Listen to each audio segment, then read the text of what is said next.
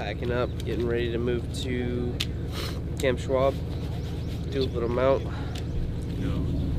The morning we were leaving from JWTC, we got orders that we were heading out to a mount town. So we got some intel that the people who attacked us that night were in and or around the vicinity of Snipe Mount. If you're not familiar with what a mount town is, it's basically just like any other town that you're used to seeing. It's something that teaches how to go through buildings, how to fight against enemies hiding in buildings where there could be civilians and other obstacles running through that area. So before you get to Snipe Mount, you get to another place called Combat Town. Walking into the Combat Town, there's buildings on both sides separated by one central road. It's just this massive, massive town. It's really not that big. To the left of there's this church that has like a big open area for like where you do your prayers. And on the right-hand side, you have a hotel building. There's entrances to the rooftop. The bell tower looks over the whole town. It's basically shoot houses. Multi-level buildings on both sides. Buildings that are all made to help the enemy. It's laid out in a sense that they have the advantage at all times. That is actually true. Definitely a mount nightmare. When we got there, 1st Platoon from Bravo Company had already taken position in Combat Town. So there's no need to take the town. And then once we got to the Combat Town, we started organizing with platoon commander myself. In the meanwhile, myself and the other squad leaders were in the back getting an order from our lieutenant about a mission that we're about to go push down about a quarter mile away from where we're at right now with another town.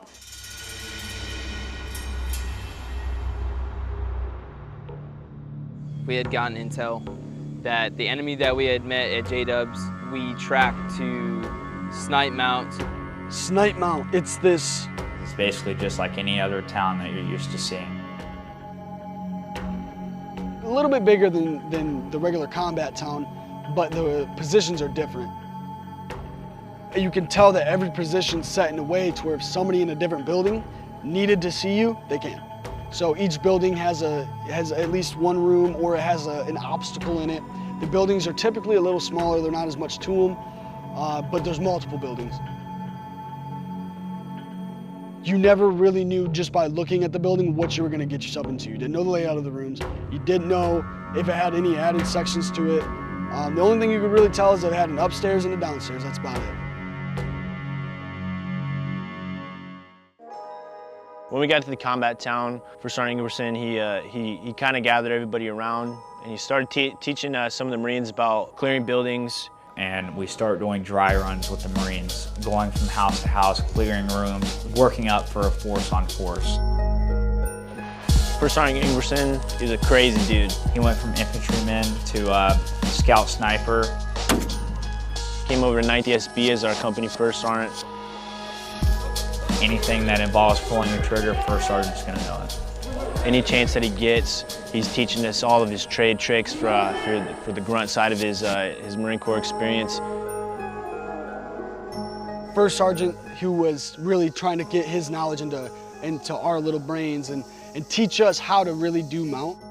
Just see how our guys reacted and how well they were within each fire team and squad.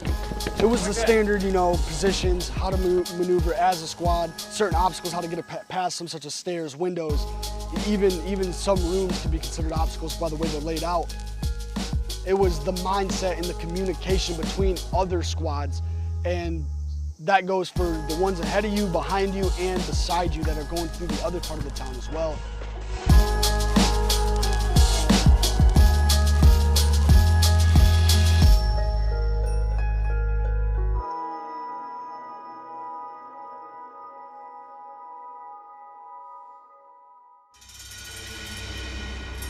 Sure, 4 is locked, but we'll clear the outside. We got our orders that we're gonna occupy Snipe Mount. They're gonna clear all those. Second squad, we're gonna be. We got a current frago saying that there was gonna be some enemies up there.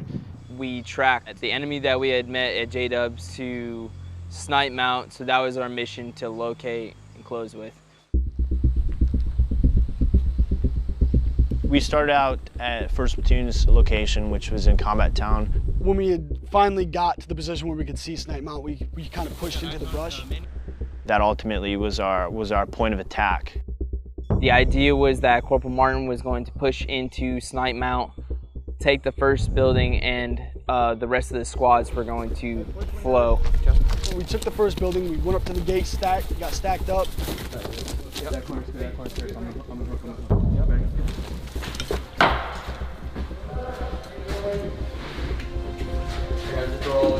Okay, secure it? Yep. Martin's on that part right there. So we're going to this one, right? Hey, no, so. We waited for the signal that the first building was taken and we could really push in. Hey, 3rd squad's clear! Let's go, sir, ready?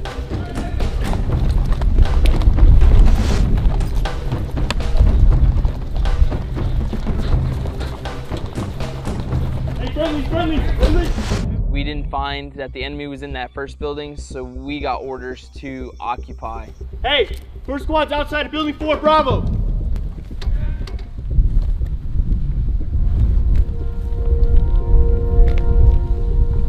I see I'm pushing right now, sir. Once you got a foothold and had a support by fire position set, Sergeant Jenkins' squad, they were gonna push up. Jenkins!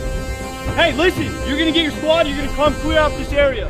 Be advised, friendlies are over there, gunnies over there. I was grabbed by Sergeant Jenkins and I was told to follow him, and we beat it out the door. Go left. Listen, before you go, you got friendlies down there, okay? So you're just going over there to freaking support if they need you. If you hear freaking fire, then you freaking help them out. Here you go. Make sure that you see a fucking Marine, you announce yourself. You hear me? Go.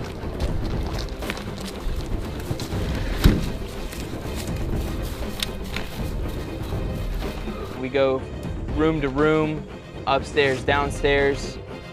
It was every building. We were basically running the whole time, just checking the corners, making sure there was nobody there, securing the location. Turning every corner, thinking that there's a possible enemy behind every door, corner, window. And we had gone through the entire town and there was nothing. I'm Sergeant Cole Avenson, Bravo Company, 2nd Platoon Guide, 9th ESB. I grew up in Owine, Iowa. I tried to play as many sports as I could. I love wrestling, love football. I tried to play a little baseball, wasn't really my thing. I like hunting, I like fishing, just kind of being an outdoorsy kind of person. Anything that I can do to get myself out of the indoors, essentially, is something that I prefer to do. Yeah, I'm a pretty basic person, I guess. I joined the Marine Corps. You know, a big part of it was because of my cousin Josh. He was a Marine back when I was in high school, middle school. That put a good impression on me of like what was out there in the world. Seeing him go deploy overseas and whatnot is something that I always wanted to do.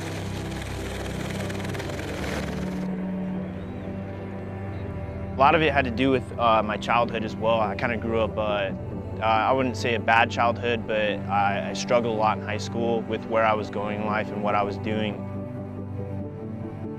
I would always talk to the recruiters at my high school. They would come in and they wouldn't have to say anything to me. There's something that was just drawing about it, and I would go over and talk to them from when I was like 16, and they would tell me come back 2 years, come back in a year, come back in a few months, and I would always go talk to them. And so it was an easy choice for me. There's just something that was drawing me towards it, and it was kind of an escape for me, you know, to get some discipline in my life because I needed it, and thankfully I did it because honestly, I don't know where I would be at if I didn't.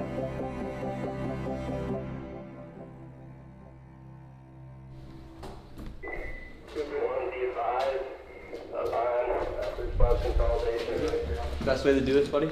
You have an M4, hand here, L, right there. Okay. All right. Once we actually secured the town itself, we set up the squads in a 360 security around it. And we realized with each building we needed more security around not just that building, but the whole town as a whole. So when we got down there, I started pointing people in different directions and having Marines getting in different positions to provide security. You're covering those windows over there. Get your muzzle up. Get your muzzle up. You're covering over there. We all expected enemy to be there when we got there. but there wasn't. It was kind of weird. Nothing was really happening. Nothing was really going on. We were just in our foothold of our buildings. You guys get there, set up security, outwards, inwards, everywhere.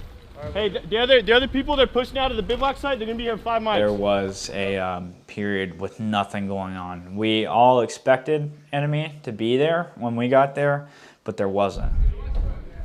So it was, we set the security, we had to take over Snipe Mount just because there was, the CBs had their own work they had to do there. So I need you all to be alert, motivated, and ready to kill. Good to go? Right. Our target is still black jumpsuits.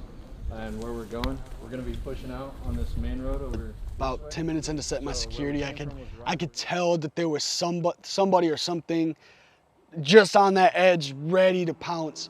I was in the original building with 3 of my juniors. And it's something for myself that it was almost nerve-wracking. It's about 15 minutes into our setting security, and you started hearing some commotion, people radioing in, hey, I think I see something in the tree line.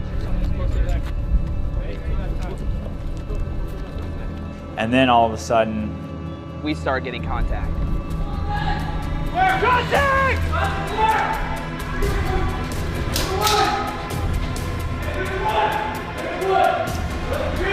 In the tree line!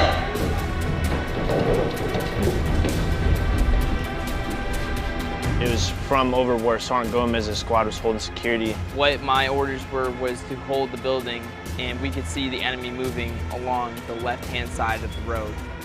It was chaos. So myself, Gunnery Sergeant Soda, and Lieutenant Bremen, we're all trying to radio to the squad leaders. You got eyes on? We had Sergeant Gomez's squad pinned down in buildings. Where at, V? He was right outside the window when he saw it. Where? Come to you? He was on that window, that front window. Which one? That front one right there, and he ran around.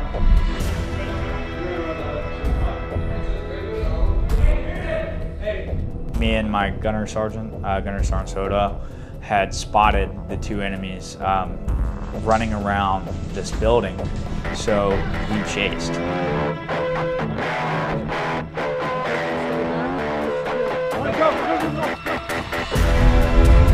All I see is Gunner Sergeant Soda and another Marine just flying through the air. He picks one, I pick the other.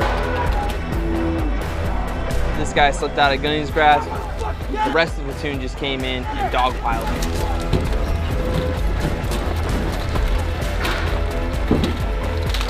And then you look over inside the other building, and then Corporal Martin, he's in a one-on-one with another guy. I grab him up out of the window as he's trying to climb out. In doing so, allowed other Marines to come up and restrain him, as well as Corporal Martin getting inside the building and himself restraining one of the Marines. Hold on, right here. All right, hey. Index! Index! We hear the word index, index, index. Index means cease fire, cease training, consolidate, the attack's over, the training's over. Gunny Soto had tackled one of the Marines and broke his hand in the process. I want to show you a trick how to get the pain out of that finger. Let me see your pinky. Yeah, when you guys got caught, who's over here? I think it's Mata. I don't think he's going to do that to you though, Gunny. So essentially everybody comes out and we're starting to congregate and consolidate all the Marines in my squad and the other following squads. And we're starting to do a hot wash with the platoon leadership. Spray paint that in orange. Drop it right here. They know it's clear. For nighttime. After subduing our 2 aggressors, we soon found out it was a diversion. At the other end of the town where Sergeant Jenkins' squad was at and the CBs were at, we just hear contact break out everywhere.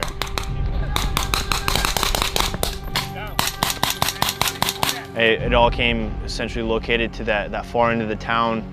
And then when we arrived at the situation, it was pretty bad.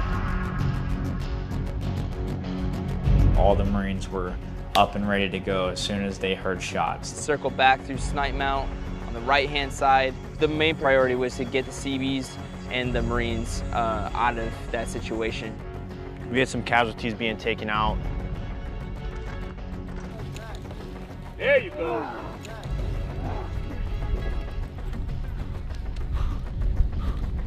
Cast! Yep. Good. And there were still some enemies in the wood.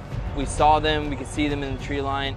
We come up with a plan to find these people and finally put an end to what was going on.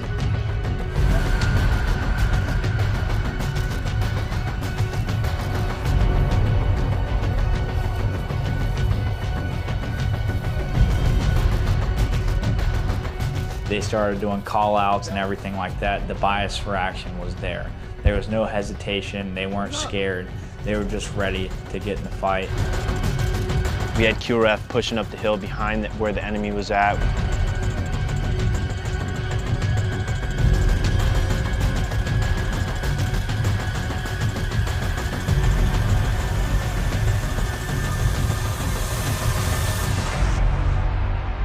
And that was the last time we heard of them.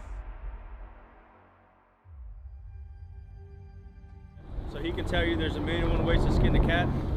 However, I'm excited and how it went down, all right? So as an ESB, we're combat engineers. We need to know basic infantry provisional tactics because we never know when they could just pull a squad from our company and attach us to an infantry battalion. And at that point, you now need to be the subject matter expert of not only your job, but being a basic infantryman. So now with the enemy gone, it was time for us to do what we do best as engineers, demolition. So we headed over to Demo 3.